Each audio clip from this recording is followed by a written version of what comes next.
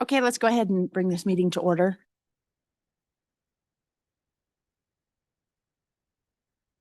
Senator Boner. Here. Senator Hicks.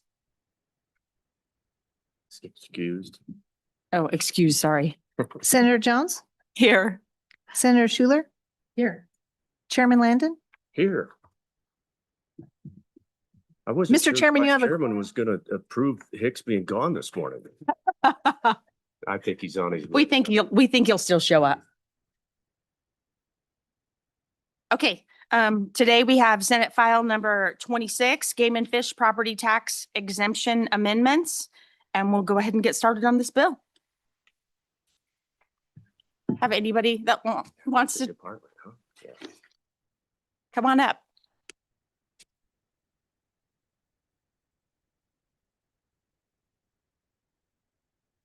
Madam Chair, good morning. Good morning. Good morning, Senators.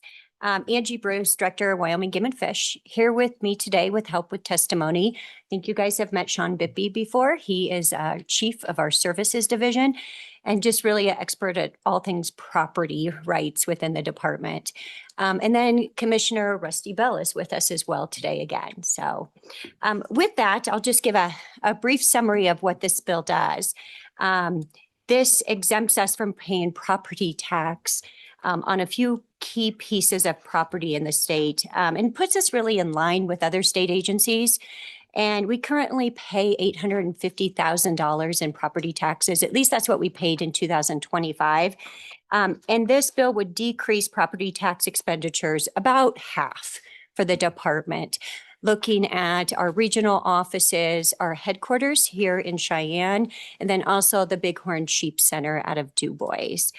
So pretty straightforward. And I'll just turn it over to Rusty Bell for some additional testimony.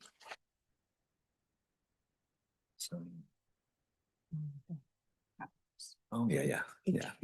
Gotcha. Chairman, members of the committee, Rusty Bell, Game and Fish Commissioner. So we also actually do pay property taxes on our ag properties, our hunter management areas that we have. And I think the reason we think that's a good idea is we do work with the counties on that. We work with the landowners. Those are really important for sportsman access and habitat areas. And we think that that's the right thing to do, is to continue to pay property taxes on that. I think it gives us a good relationship with the counties when we have those properties open up for something like that. So I think that's the only thing that I would add. Stand for any questions on that. Committee, any questions? Senator Landon? Thank you, Madam Vice Chairman. So during the interim, we talked quite a bit about the different kinds of properties, and I think when the committee gets upstairs to the Senate, we want to be ready for all of that. And so I'm looking at you, Sean, to make sure that we kind of know what the bill does and what the bill doesn't do. The commissioner just pointed to the fact that we've got some lands that we fully intend to pay the taxes on, but there's where do the houses come in? Remind me of what on the fish hatchery properties and the game wardens' houses. Where are we at with that? Does this bill affect that? And then what does it affect and what doesn't it? Or director? I mean, I didn't mean to. Yeah. No, that's quite right. Thank you, Chairman Landon, members of the committee. The way we read the bill is that it would exempt the regional offices, which is kind of the biggest piece. When it comes to housing and what we would call WHMAs or wildlife habitat management areas that Commissioner Bell just spoke about, it would largely be up to the assessor to determine, what those would be, if they would be taxable or not, particularly when it comes to housing. It does call out employee housing in the bill that we would be responsible to pay tax for that. And then our WHMAs would be taxable under the agricultural value, so to speak, that's spelled out in the previous statute that this current bill would refer to. So just a quick follow-up, Go ahead. Madam Chairman. So let's drill down on the housing again. Remind me of what you just said. I don't want to trip up as I move forward with the bill here, so. Yeah, Mr. Chairman, I'll add to that conversation.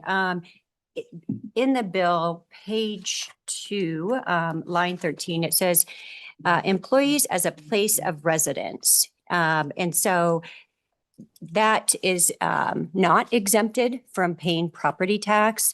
We think that'll be up to the county assessor to determine what part of our housing as a place of residence. We currently have just over, 110 residents that are owned by the commission. 49 of those are game warden houses. So we've had conversation in the past if the game warden houses fall into that or not.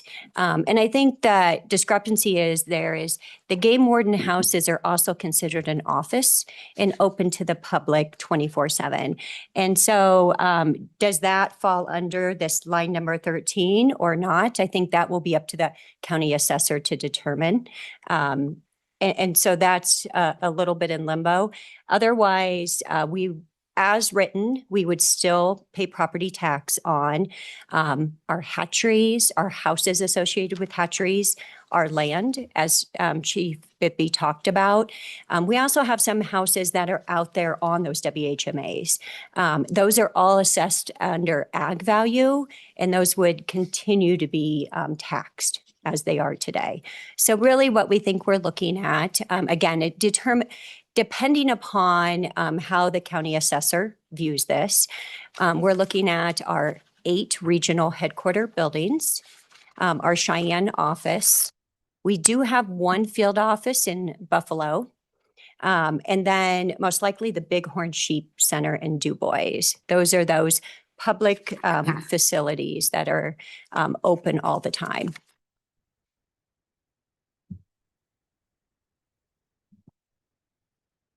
Senator Schuler. Oh, Senator, thank you, Madam Chairman. So just out of curiosity, how does most of the assessors in the state, how do they deal with, like, for instance, YDOT has housing around the state? Do they assess that as taxable, non-taxable? It'd be interesting to know that. Yeah, thank you, Chairman Leonard, Senator Schuler. Our understanding is that they do pay property taxes on housing across the state.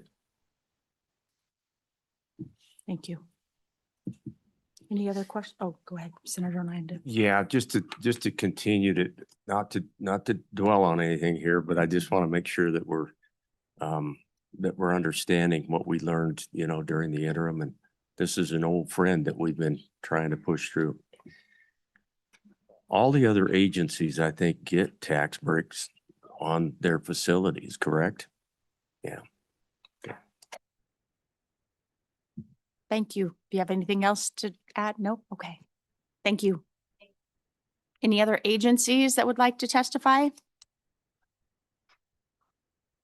Elected officials? No? Well, the counties are here, but I didn't.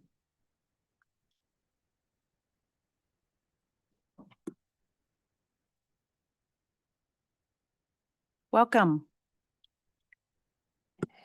Thank you, Madam Chairman. I'm Ken Gill. I'm with the Department of Revenue, Property Tax Division Administrator. To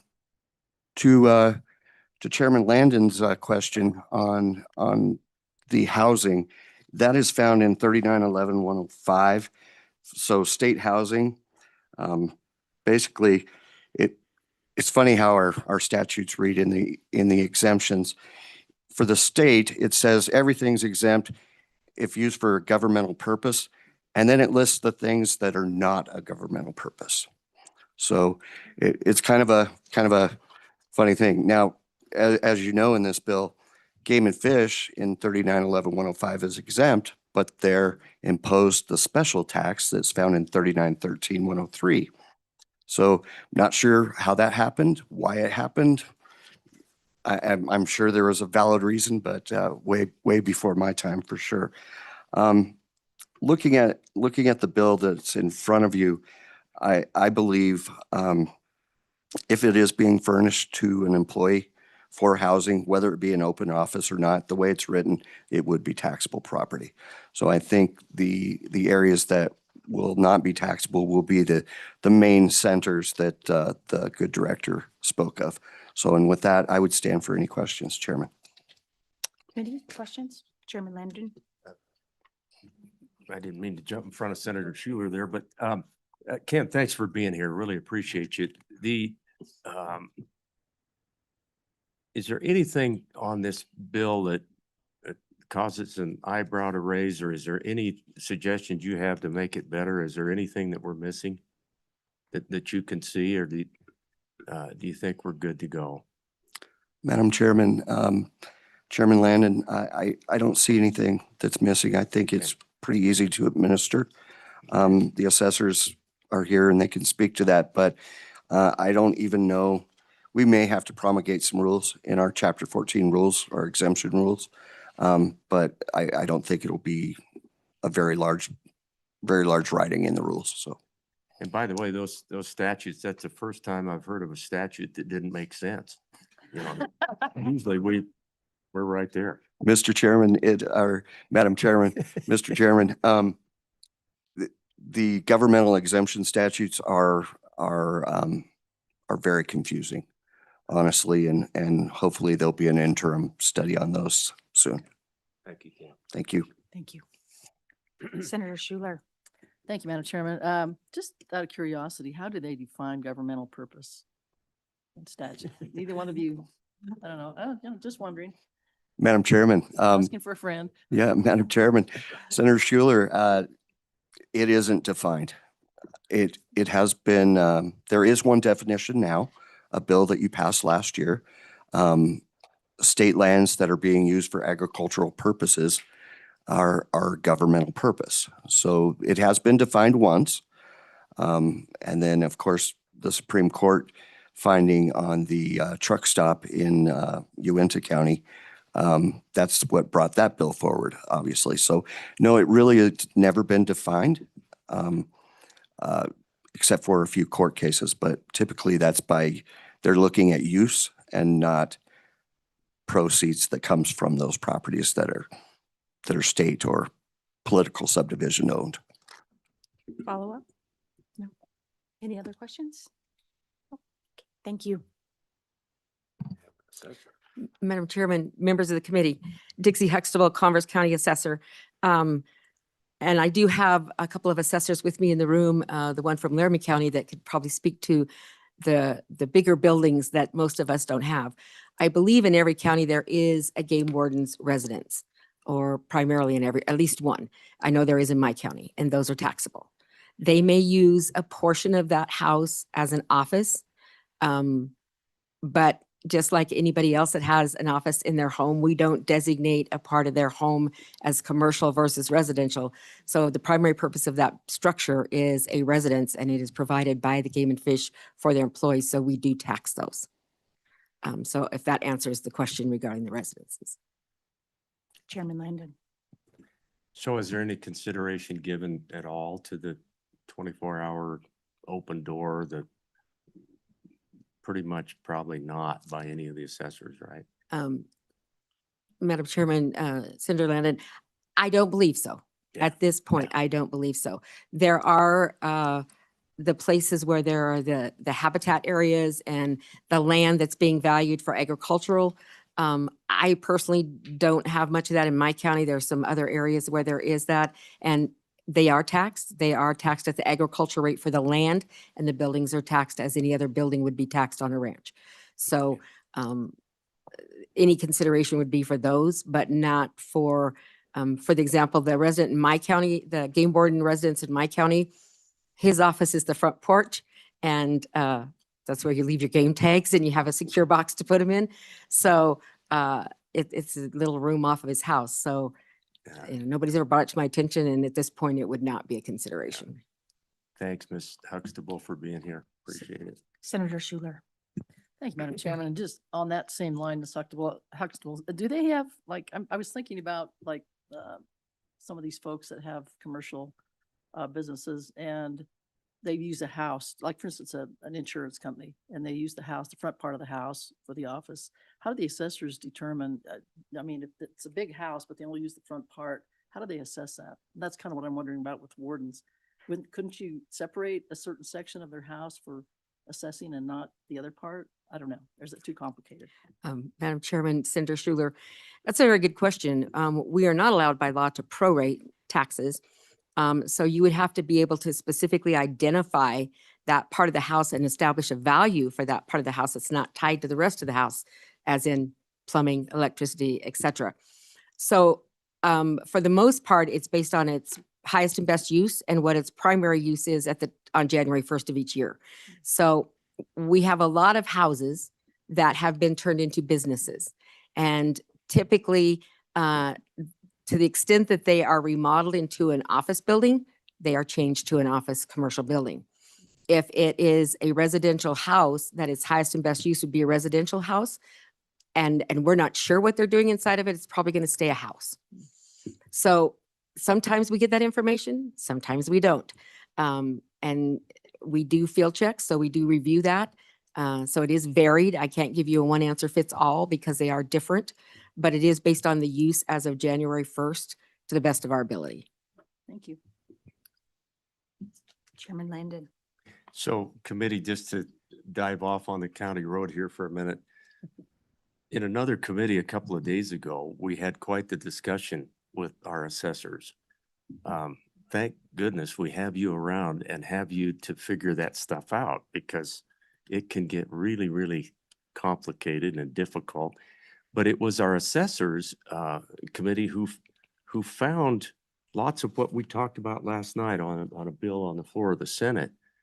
All of this fraud that we have going on, that people claiming addresses that don't belong to them. And it was actually our assessors like Ms. Huxtable who figured that out and brought it to the attention. So really appreciate the work you guys do. Some of that's really difficult. So Thank you, Chairman Landon. It is a challenge for the assessors, and it might seem that we do different things across county lines, but every situation is different. What you're referring to happened a lot in Fremont County and Sheridan County, and assessors dug into that really deeply. All of us have looked into it. We just don't have the percentage of impact that those counties do. But it's very hard to get data. It's very hard to talk to landowners and taxpayers until something like that happens, and then they need assistance and they need it now. And so that's what we're trying to do. And then stay consistent across county lines is sometimes a challenge as well, because every situation is a little bit different. Thank you. Any other questions? One. No? Okay. Thank you. Anybody else like to testify? maybe we've got a county commissioner.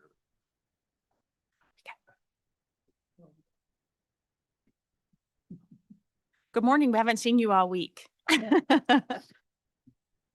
It's been a couple late nights on the other side. Madam Chair, Mr. Chairman, members of the committee, Jess Johnson, Wyoming Wildlife Federation.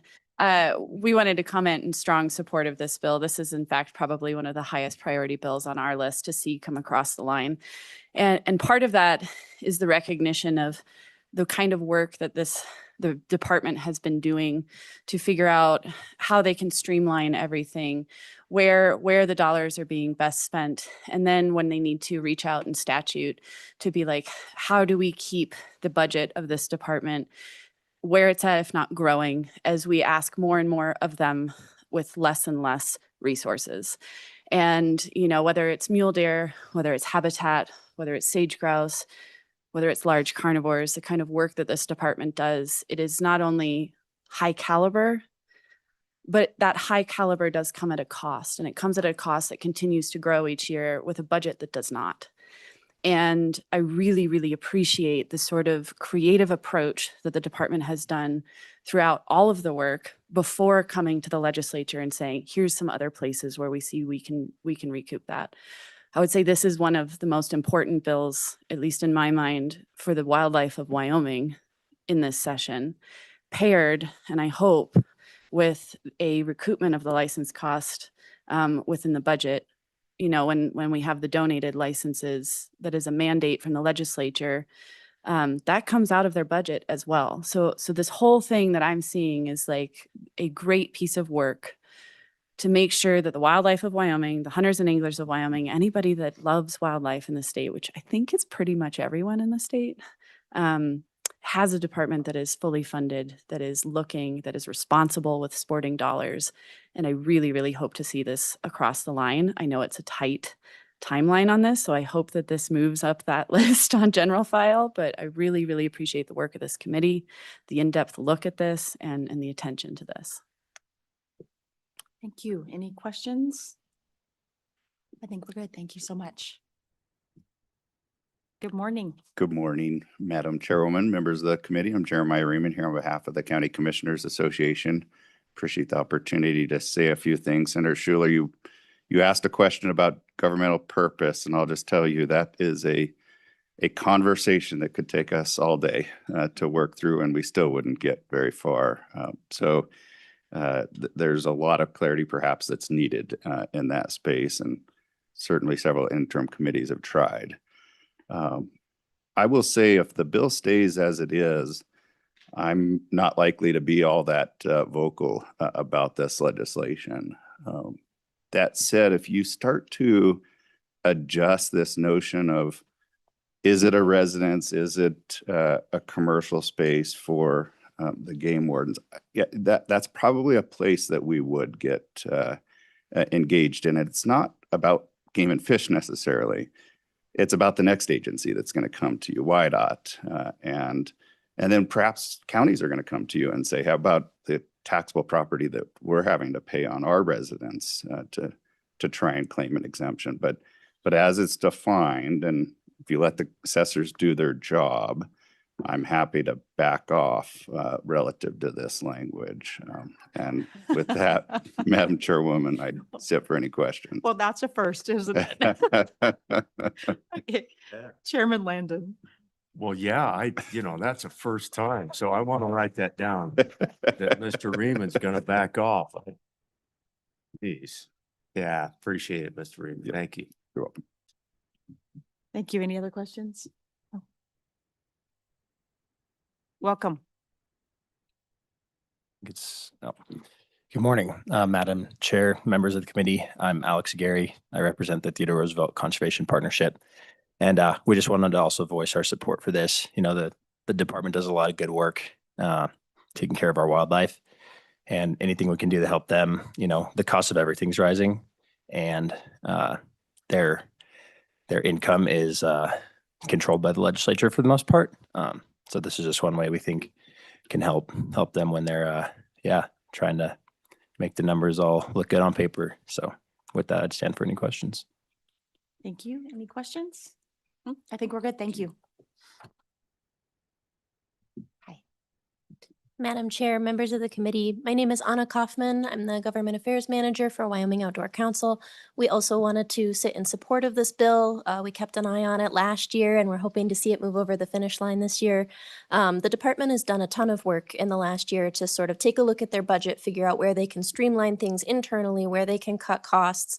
They're doing a great job, but those costs do keep increasing. And so we just see this as a really great way to continue to support the good work that they're doing and bring parity with other agencies. So with that, I'll sit for any questions. Thank you. Any questions?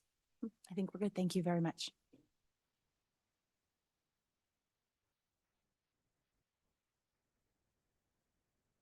Good morning, Madam Chairman, members of the committee. Richard Garrett with Greater Yellowstone Coalition. Just to add one element that the committee knows all so well, and these taxes are actually paid through license fees by hunters and anglers, many of whom are out there in the field trying to fill their freezers. And this is a significant savings for those folks, or at least it prevents or forestalls the likelihood of fee increases, which could affect their family's bottom line. So we stand in support. Thank you for your time on this issue and all the work that you do. So, any questions? Thank you. Anyone else like to testify? No one online? Okay. All right, we're good. Committee, how'd you like to proceed? So Madam Chairman, I'll move the bill. Just if I could follow up with that, I really appreciate Mr. Garrett's comments that I was going to go in the same direction. You know, I think we have to remember, we moved the department off the general fund. And so it's one thing when we're paying ourselves, but it's quite another thing when we're asking our sportsmen and sportswomen out there to support solely. And so I'm very supportive of this bill, and I hope that we can get the kind of traction we need to get it pushed through this year. I have a lot of confidence in our colleagues upstairs. When it goes down the hall, I'm going to cross my fingers and just hope that things go okay. No, I'm very supportive. So, Senator Schuler. Thank you, Madam Chairman. I was really surprised, I'll have to admit, when I started taking a look at this bill during the interim, because I had no idea that the Game and Fish was being treated differently than some of our other agencies around the state. And so to me, it seems like a no-brainer. I hope the folks upstairs understand that, you know, it is an equity issue. And I think the good senator meant, you know, he hit the nail on the head, and so did Mr. Garrett, that these folks that are out there, you know, paying for their tags and the fees out to go get their wildlife. I mean, it just makes total sense. It's a parity issue, it's an equity issue, and I'm glad that the agency brought it forward to us to study, and I think it was a good catch on your part. Any other discussion? I think we're ready for a vote. Madam Chairman, this is a roll call vote for Senate File 26. Senator Boner. Aye. Senator Hicks. Aye. Madam Chairman Jones. Aye. Senator Schuler. Aye. Chairman Landon. aye. Madam Chairman, you have 5 ayes. Okay, we have passed this bill and we will take it up in the Senate, see what we can do up there with it. Thank you so much. See, Madam Vice Chairman, I told you that Senator Hicks was coming. Just the time to vote. You want to do it?